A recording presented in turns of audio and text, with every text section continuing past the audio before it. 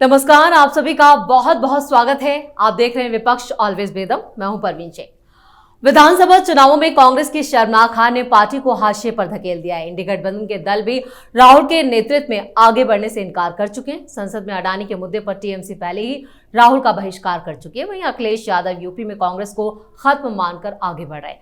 इधर झारखंड में जेएमएम ने कांग्रेस को ठिकाने लगा दिया, यानी कांग्रेस पूरी तरह से अलग थलग पड़ चुकी है। अलग थलग तो मुसलमानों को उनके धार्मिक स्थलों से किया जा रहा है। ये कहना है नेशनल कॉन्फ्रेंस के मुखिया फारूक अब्दुल्ला का, जिन्होंने संसद सत्र के दौरान पीएम मोदी को चेतावनी देते हुए कहा कि मुसलमान असुरक्षित महसूस कर रहे हैं। मैं भारत सरकार से धार्मिक स्थलों के सर्वों की मांग और अन्य चीजों को रोकने के लिए कहूंगा। मुसलमानों को आप समुद्र में नहीं फेंक सकते। ऐसी चीजें बंद कीजिए ताकि देश में अमन चैन का माहौल बरकरार रखा जा सके।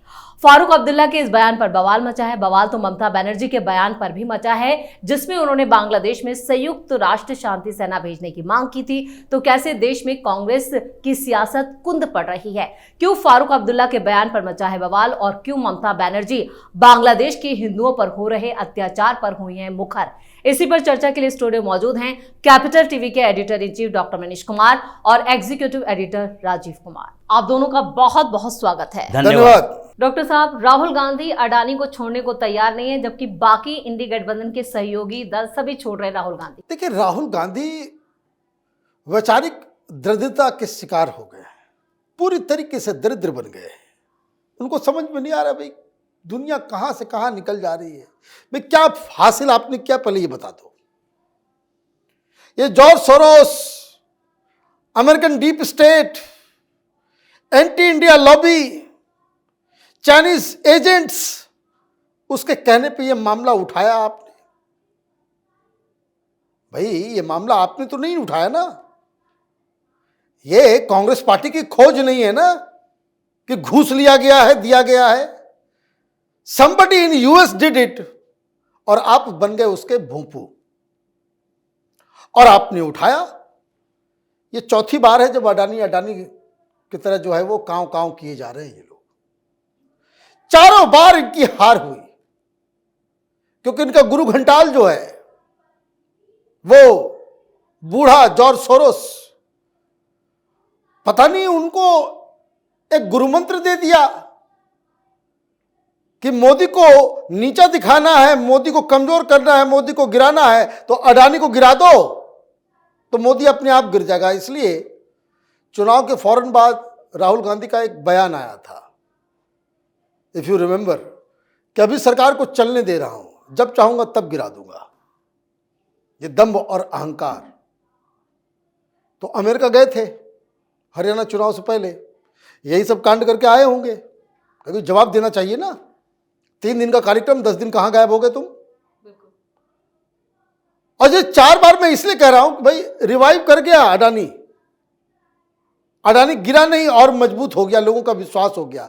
अब तुम्हारी कहानी जो है वो भेड़िया आया वाली कहानी हो गई।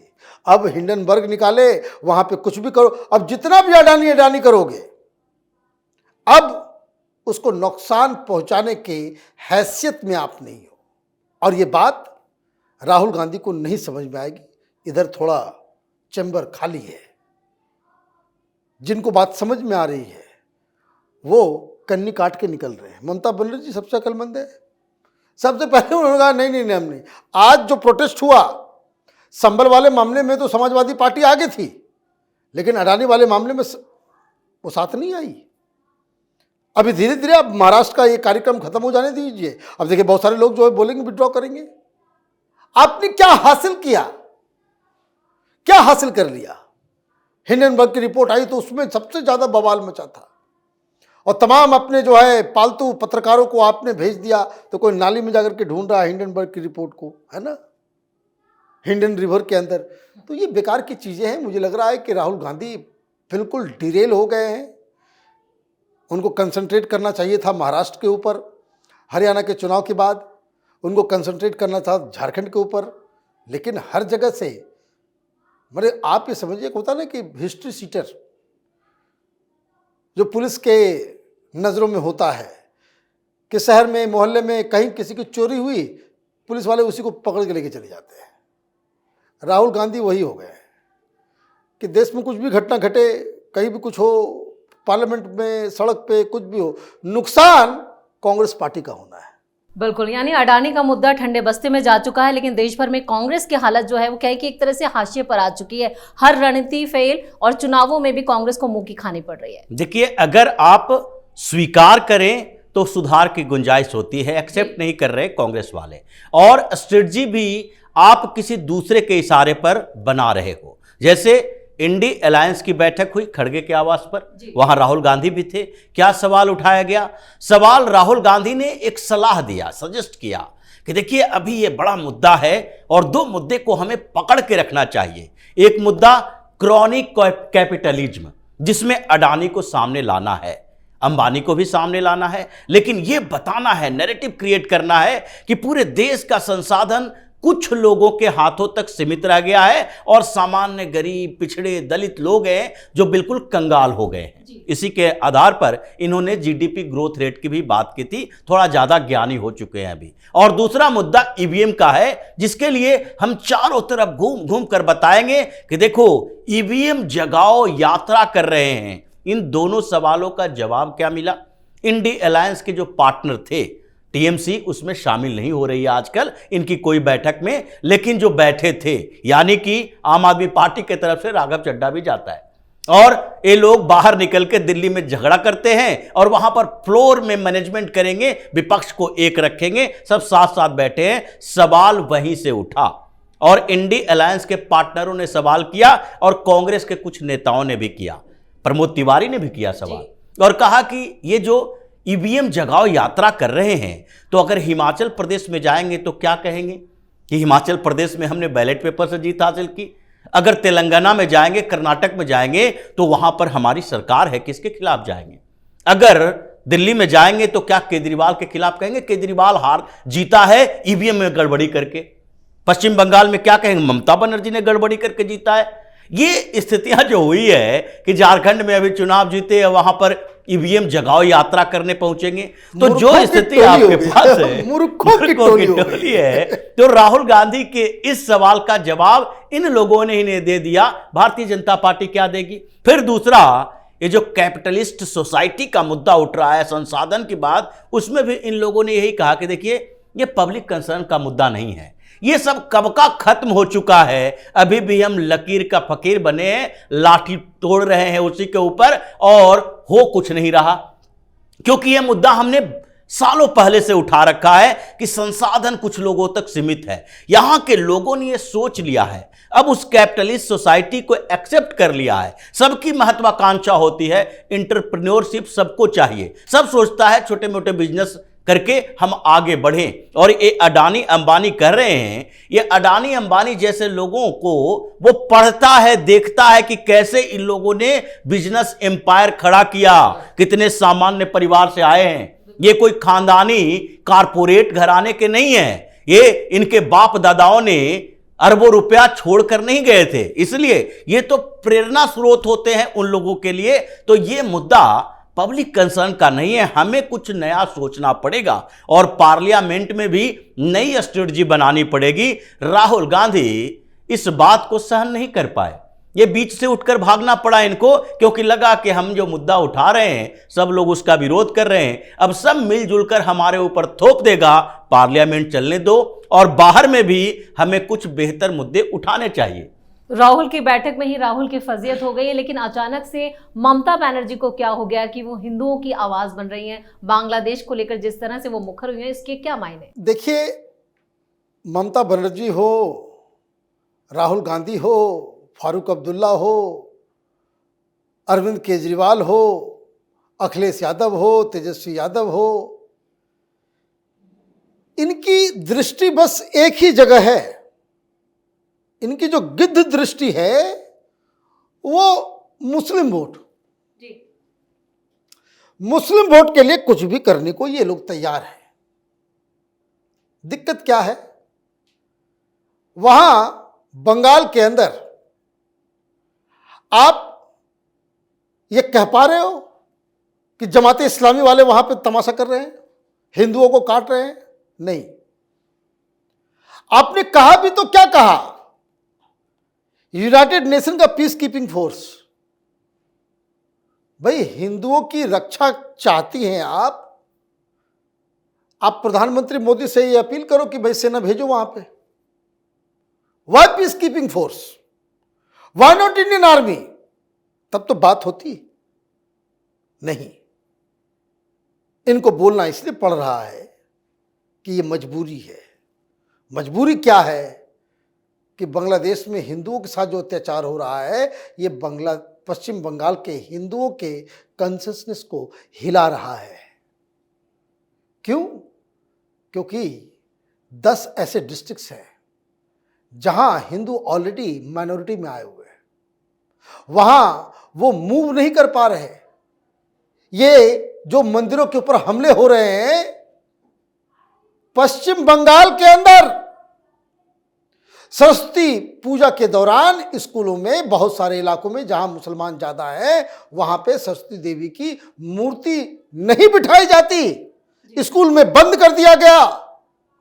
लोग भूल गए कलियाचक में जिस तरीके से देवी दुर्गा को खंडित किया गया। कौन कर रहा है? ये बांग्लादेशी नहीं कर रहे हैं, ये पश्चिम बंगाल के मुसलमान कर रहे हैं। अब वही खबर बांग्लादेश से भी आ रही है, तो पश्चिम बंगाल के हिंदुओं को क्या लगेगा? क्या लगेगा? बटेंगे तो कटेंगे। ममता बनर्जी के ऊपर जो है वो गुस्सा, तो आप क्या कर रही हो कि उस गुस्सा के बारे में समझ में आ रहा है कि भाई पब्लिक नाराज हो रही है जी। तो पब्लिक नाराज हो रही है तो ऐसा कोई मिड रास्ता निकाले कि हमारे भड़काऊ भाईजान लोग भी जो है भड़के ना, उनको भी बुरा ना लगे और ऐसा ना लगे कि भाई हम जमात इस्लामी के खिलाफ जो हिंदुओं के ऊपर हमला हो रहा है उसके खिलाफ कुछ है। हम पीस चाहते हैं तो यूनाइटेड नेशन का पीस कीपिंग फोर्स चाहिए। अरे बोलो कि वहां जमात इस्लामी के लोग जो हिंदुओं को काट रहे हैं वो गलत हो रहा है, मुंह से आवाज निकलेगी? नहीं निकलेगी। क्यों? जैसा कि मैंने कहा ये सारे लोग एक ही बिंदु के ऊपर इर्द गिर्द घूमते रहते हैं। इनकी राजनीति बस इतनी तुच्छ है कि इनको बस एक मुस्लिम वोट बैंक चाहिए, उसके अलावा इनको कुछ दिखता ही नहीं है, आंखों में मोतियाबिंद हो गया है। मुसलमानों की राजनीति फारूक अब्दुल्ला भी करें जिन्होंने साफ कहा है कि भारत में मुस्लिम सुरक्षित नहीं है। देखिए फारूक अब्दुल्ला कब ये बयान दे रहे हैं? जब वो मक्का से लौट कर आए, सऊदी अरब से लौट कर आए, और सऊदी अरब में क्या किया ये भारत सरकार ने ध्यान नहीं दिया होगा और अभी ये कंसर्न नहीं है, क्योंकि ये पूरा परिवार शेख अब्दुल्ला, फारूक अब्दुल्ला, उमर अब्दुल्ला जब मक्का से लौट कर आते हैं, सऊदी अरब से आते हैं, तो इनके दिमाग में ज़्यादा बड़ा इस्लाम और कट्टर इस्लामिक सोच इनके दिमाग में घर कर जाती है। यही इनके पिता थे शेख अब्दुल्ला, और शेख अब्दुल्ला कई बार गिरफ्तार हुए थे, लेकिन वो गिरफ्तारी 1965 की थी। वो भी मक्का गए थे हज यात्रा करने के लिए, और हज यात्रा पर गए तो उन्होंने एक और काम किया। उस समय उन्होंने वीजा जो लिया उसमें अल्जीरिया, इजिप्ट और कुछ यूरोप के देशों को इंक्लूड कर दिया कि वहां भी घूमने जाएंगे, और सऊदी अरब के साथ गए कहां? अल्जियर्स।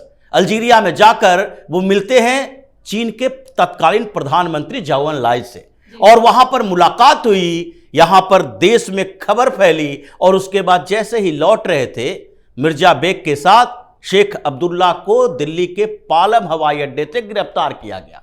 ये क्या करने गए थे वहां? ये कॉन्स्पिरेसी थी कि देखो अब 1962 के बाद भारत थोड़ा कमजोर हुआ है, पाकिस्तान अटैकिंग मोड में है, और फिर हम चीन के साथ खड़े रहेंगे, पाकिस्तान के साथ खड़े रहेंगे। ये माकूल समय है जब कश्मीर को आजाद कराया जाए। ये कश्मीर को आजाद कराने वाली बात वहीं तक नहीं रुकी थी। ये शेख अब्दुल्ला ही थे जिनको कश्मीर कंस्पिरेसी, कश्मीर षड्यंत्र जिसको कहा जाता है, उस पर 1953 में इनकी सरकार बर्खास्त हुई और उसके बाद इनको जेल भेजा गया था। फिर नेहरू कैसे उस कॉन्स्पिरेसी के सारे सबूत खत्म किए, इनके ऊपर से चार्जेस हटाए थे। ये सारे के सारे वही लोग हैं। अब सऊदी अरब से लौट कर आए और इन्होंने क्या कहा? हिंदुस्तान के 24 करोड़ मुसलमानों को समुद्र में नहीं फेंका जा सकता है। कौन फेंक रहा है समुद्र में?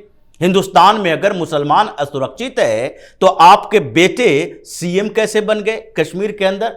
ये चीफ मिनिस्टर का बाप और जो पूर्व चीफ मिनिस्टर रह चुका है वो कह रहा है हिंदुस्तान में मुसलमान असुरक्षित है। हिंदुस्तान में मुसलमान असुरक्षित है, इसलिए संभल में 5000 मुसलमान पुलिस पर पथराव करते हैं। हिंदुस्तान में मुसलमान असुरक्षित है, इसलिए हर स्टेट में एक बड़ा माफिया मुसलमान होता है। उत्तर प्रदेश में तो हर जिले में मुस्लिम माफिया दिखाई पड़ेगा। जो कम्युनिटी अपने अंदर से अंडरवर्ल्ड डॉन पैदा कर रहा है, जो चीफ मिनिस्टर पैदा कर रहा है, जो नेता पैदा कर रहा है, वो असुरक्षित और उसमें भी वो कमजोर कैसे हो सकता है? ये फारूक अब्दुल्ला वहां से लेकर आए हैं जहर और यहां उगलने की तैयारी कर रहे हैं, और उगल दिया पहली बार क्योंकि इनको लग रहा है कि अभी जो कश्मीर में चल रहा है उमर अब्दुल्ला के साथ, अब सरकार को घेरो ताकि उमर अब्दुल्ला का हाथ थोड़ा खोले, क्योंकि छटपटा तो उमर अब्दुल्ला भी रहा है, पावरलेस चीफ मिनिस्टर। अब पावर ही नहीं मिल रही है